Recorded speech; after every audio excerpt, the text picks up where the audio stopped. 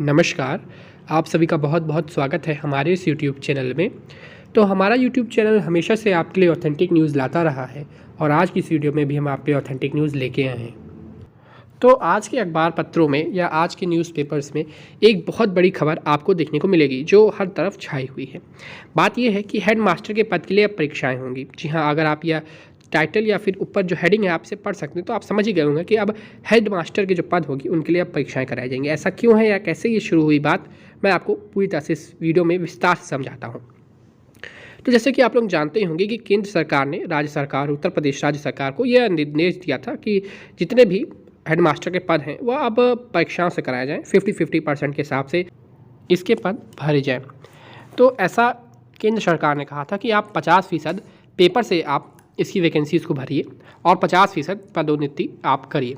तो इस पर यूपी सरकार ने ये कहा था कि हम ऐसा नहीं कर सकते हैं, हम ऐसा कर सकते हैं कि 40% पद हम परीक्षाओं के द्वारा या फिर जो भी विभाग जो उसके लिए जिम्मेदार है उसको हम उसके ज़रिए भर सकते हैं, बाकी 60% हम पदोन्नति से कर सकते हैं। अब ये ऐसी बात है कि हेडमास्टर सिर्फ आपको हर विभाग में मिल जाएंगे। हेडमास्टर ऐसा नहीं कि आपको सिर्फ प्राइमरी मिलेगा या कहीं और, तो हेडमास्टर के आपको विभिन्न विभिन्न विभागों में हेडमास्टर मिलेंगे। तो इस हिसाब से ये है कि अब जितने भी विभाग हैं उसमें 40% आपको परीक्षाएं देखने को मिलेंगी हेडमास्टर के लिए और 60% आपको पदोन्नति देखने को मिलेगी। तो यानी सिर्फ प्राइमरी नहीं, माध्यमिक नहीं, और भी जितने भी मतलब प्राइमरी, माध्यमिक और जो उच्च संस्थान होते हैं तो उसमें जो हेडमास्टर से पद होते हैं उनके लिए अब 40% के हिसाब से परीक्षाएँ कराई जाएंगी, 60% पदोन्नति से होगा। ये चीज़ तो आप समझ गए होंगे। अब शुरू कैसे ये बातें हुई मैं आपको समझाता हूँ।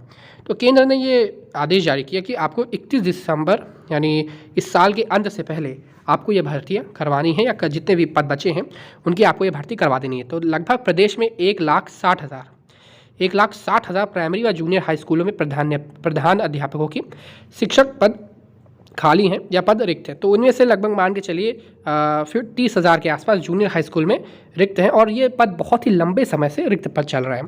तो बात यह है कि जो वार्षिक कार्य योजना है जिसमें बैठक हुई थी और राज्य ने केंद्र को ये लिखित रूप से आश्वासन दिया है कि जो राज्य सरकार उन्होंने केंद्र को लिखित रूप से आश्वासन दिया है कि राज्य इन्हीं विभागीय परीक्षाओं को और इन्हीं मानकों पे यह पदोन्नति करवाएगी, यानी 60% से पदोन्नति करवाएगी और बाकी 40% आप पेपर हम करवाएंगे। तो इससे पहले क्या चीज़ें थी मैं आपको समझा दूँ। इससे पहले ये था कि सिर्फ प्राइमरी स्कूलों के लिए सहायक अध्यापक की जो भर्ती होती थी वो सीधे सीधे भर्ती होती थी। इससे पहले कोई भी आपको इसके अलावा कोई और भर्ती आपको देखने को नहीं मिलती थी। प्राइमरी स्कूलों में आपको अध्यापकों की भर्ती देखने को मिलती थी। इसके बाद अगर आपको मिडिल तक जाना है तो आपके लिए मिडिल की कोई मतलब भर्ती नहीं होती थी, आपको सीधा पदोन्नति मिलती थी। तो अब ये है कि अब आपको हर विभाग में परीक्षाएँ देखने को मिल सकती हैं, यानी मिलेंगी। एक तो जूनियर हाई स्कूल के लिए, और जैसे जूनियर हाई स्कूल हो गया जो मिडिल आप जिसको कहते हैं, और उसके बाद उसके नीचे जो प्राइमरी वैकेंसीज़ हैं उनके लिए। तो अब आपको हर तरफ आपको वैकेंसीज देखने को मिलेगी। इसका मतलब पदोन्नति से अब सिर्फ 40% होगा, पदोन्नति से 60% होगा, 40% आपके परीक्षाएं होंगी। यानी आपको अब मिडिल की भी, प्राइमरी की भी और भी परीक्षाएं आपको अब जल्द से जल्द देखने को मिलेगी। अब 31 दिसंबर तो केंद्र सरकार ने कह रखा है कि 31 से पहले आपको करवाना है।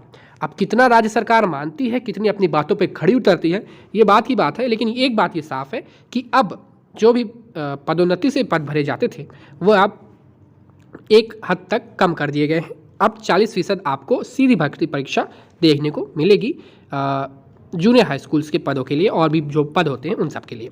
तो ये बात है कि आपकी अब जल्दी वैकेंसीज जल्दी नई सारी वैकेंसीज आपको देखने को मिलेगी। तो ये बहुत अच्छा समय है, बहुत सुनहरा मौका है उन सभी लोगों के लिए जो शिक्षक बनने का सपना देखते हैं। तो लगे रहिए अपने शिक्षक की पढ़ाई के लिए। धन्यवाद।